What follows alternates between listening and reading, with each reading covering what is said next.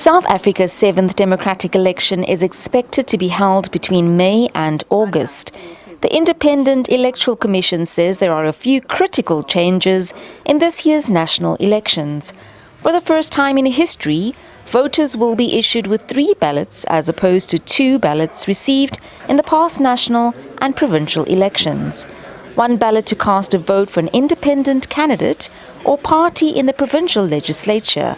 1 ballot to cast a vote for the 200 regional seats contested by independent candidates and political parties, and another to cast a vote for the 200 compensatory seats for political parties. The IEC says registration for voters will remain open until the proclamation is gazetted. Registration remains open until the day the President proclaims the election day. There's a difference between announcement and proclamation. He may announce the date, for an example, during the State of the Nation address. But the moment that date is gazetted, that's proclamation. And at midnight on that day, the voters' roll then closes. Masinga says voters will also no longer be allowed to walk into any voting station and cast their vote, even with an affidavit like in previous years. That is no longer the case. You now need to pre-apply in the same way that people apply for special votes. Once the election timetable is out, there will be a period in the timetable where people can lodge applications to vote outside of their voting stations for whatever reason.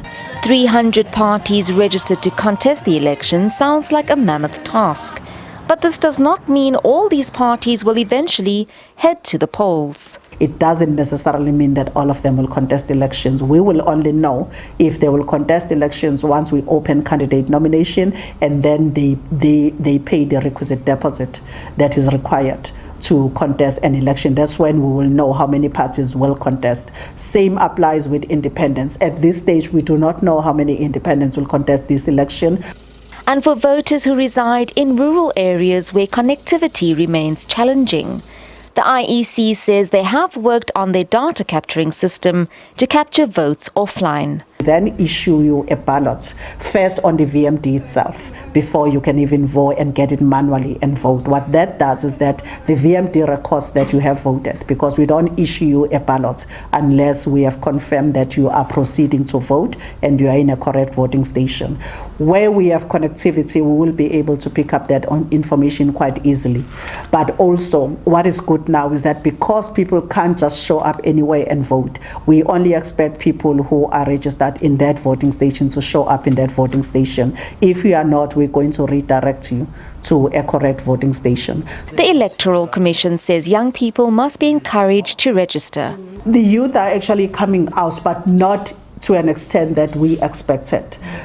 Young people, we are convinced that once the election date is known, it will trigger a lot of people to action, because people get excited once they know what the election date is. We are prioritizing young people. We are out in all tertiary institutions, university and TVET colleges ever since orientation week started. If an eligible voter misses the opportunity to visit a voting station, they can visit the Commission's website and register to vote at elections.org.za. For SABC News, I'm Paulse in Durban.